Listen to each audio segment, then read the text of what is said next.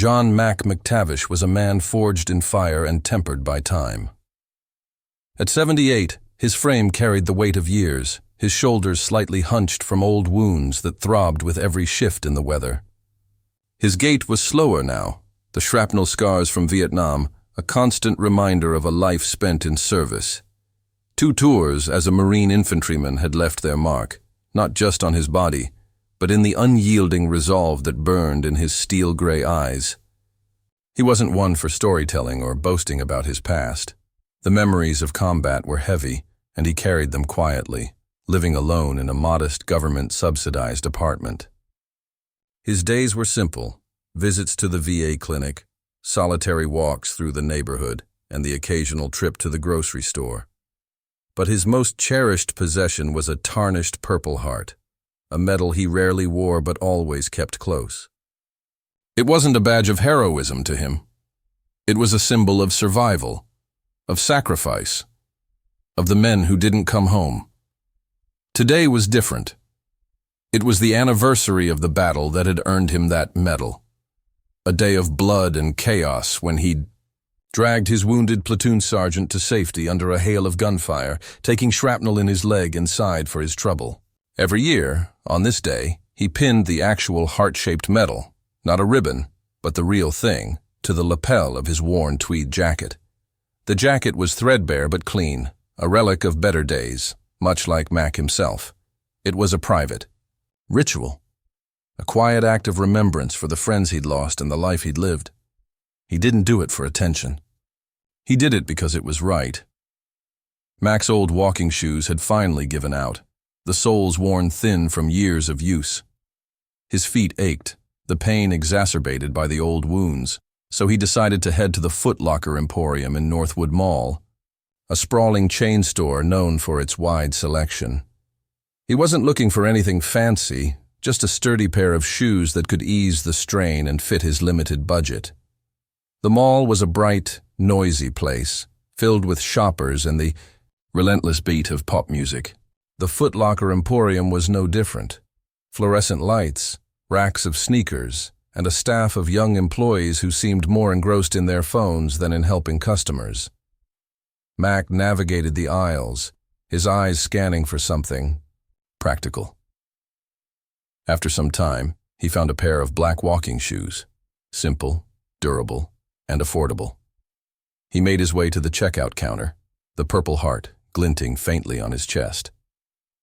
Behind the counter stood Chad, a lanky 20-year-old with a skewed name tag and an air of utter disinterest. His hair was gelled into spikes, and his eyes barely lifted from his phone as he scanned Mack's shoes. "That'll be $69.95, he said, his voice flat, fingers drumming impatiently on the counter. Mack nodded, reaching for his wallet, his movement slow but deliberate. As he pulled out his card, Chad's gaze flicked to the medal pinned to Mack's jacket. His bored expression shifted, replaced by a smirk that carried a hint of malice. "Whoa, hold up, Grandpa," he said, his tone dripping with condescension. "What's that shiny thing on your jacket?" Mack paused, caught off guard. He wasn't used to people noticing the medal, let alone commenting on it. "It's a Purple Heart," he said evenly. "A military decoration." Chad snorted, leaning forward, his elbows on the counter. "A what? Looks like some cheap pin." "You got at a thrift store. You know, store policy says we don't allow unauthorized buttons or insignia.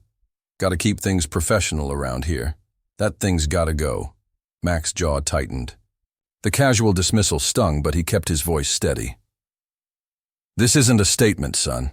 It's a U.S. military decoration. I earned it." Chad's smirk widened as if he'd found a new game to play. "Earned it, huh? In some old man war, right? Look, I don't care what you call it. It's tacky, and it's against the vibe we're going for. Family-friendly, uncluttered, you know? Company policy. Take it off." Mack's hand instinctively moved to cover the medal, his fingers brushing the cool metal. "You will not touch." "This," he said, his voice dropping to a low, dangerous growl that carried the weight of decades in uniform.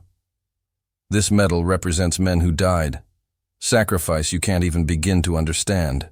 Chad, unfazed, mistook Mack's restraint for weakness. He was young, brash, and drunk on the tiny sliver of authority his name tag gave him. "Oh, getting feisty, are we, old-timer?" he taunted, leaning closer. "I said it comes off. It's distracting. Probably fake anyway." Before Mack could react, before his mind could fully process the audacity, Chad reached across the counter with a quick, aggressive motion.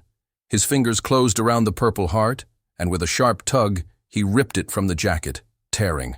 A small hole in the fabric, the metal clattered onto the counter, its dull sheen catching the harsh store lights. "Problem solved," Chad said with a triumphant smirk, tossing the metal back toward Mack as if it were a discarded bottle cap. "Now you gonna pay for these shoes, or just stand there looking dumb?" Mack stared at the metal, then at the torn lapel of his jacket, then at Chad's sneering face. A wave of fury surged through him, a red-hot anger he hadn't felt since the jungles of Vietnam. His fists clenched, old instincts screaming for action, but decades of discipline held him in check. He was trembling, not from fear, but from a deep, visceral rage and a sense of violation that cut to his core. The metal wasn't just metal. It was a piece of his soul, a tribute to the men he'd fought beside, the men who hadn't made it back. And this kid, this arrogant Clerk, had treated it like trash. Other customers had stopped, some staring in shock, others with nervous smirks, but no one intervened. No manager appeared. The store's pop music blared on, oblivious to the scene, unfolding at the counter. Mack reached out, his hand shaking, and picked up the Purple Heart. He didn't look at Chad again. Without a word, without the shoes, he turned and walked out of the Foot Locker Emporium, the torn fabric of his jacket a silent testament to the insult he'd endured. He found a bench in the mall concourse and sank onto it, his breath ragged, his heart pounding. The physical act of the metal being ripped away felt like an assault on everything he'd fought for, everything he'd survived. Sitting there, Mack fumbled for his phone. His first thought was to call the police, to report the assault, the temporary theft of his metal. But what would they do? Arrest a kid for being a disrespectful punk? It felt hollow, inadequate. Then he thought of his son, David, Colonel David McTavish, stationed at Fort Hamilton, just an hour away. They weren't close, not in the way some fathers and sons were. Mack's stoic nature and David's demanding career had built a respectful distance between them, but they were blood. And David, Mack knew, understood the weight of that metal in a way few others could. He dialed David's number.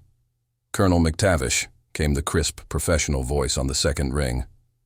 "David," Mack said, his voice still unsteady. "It's Dad." A brief pause, then David's tone softened. "Dad? You okay? You sound off." Mack recounted the incident, his words measured but tight with emotion. The shoe store, the arrogant Clerk, the mockery, and then the unthinkable.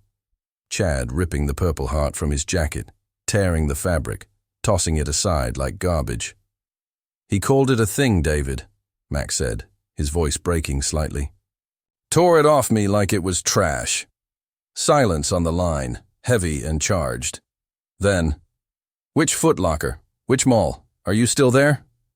"Northwood Mall," Mack said. "Foot Locker Emporium. I'm on a bench just outside their main entrance. Happened maybe 5-6 minutes ago." "Stay there, Dad," David said, his voice now cold, sharp, like the edge of a blade. "Do not move. Do not engage with anyone. I'm on my way, and—" "I'm not coming alone."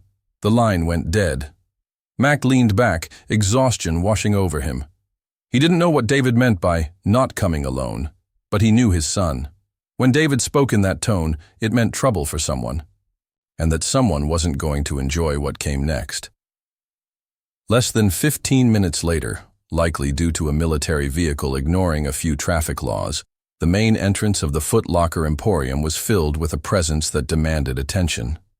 Colonel David McTavish, in his immaculate Class A dress uniform, stood in the doorway, his colonel's eagles gleaming on his shoulders, rows of ribbons testifying to a distinguished career. Flanking him were two master sergeants, also in full dress, their faces carved from stone, their polished boots clicking in unison on the tiled floor.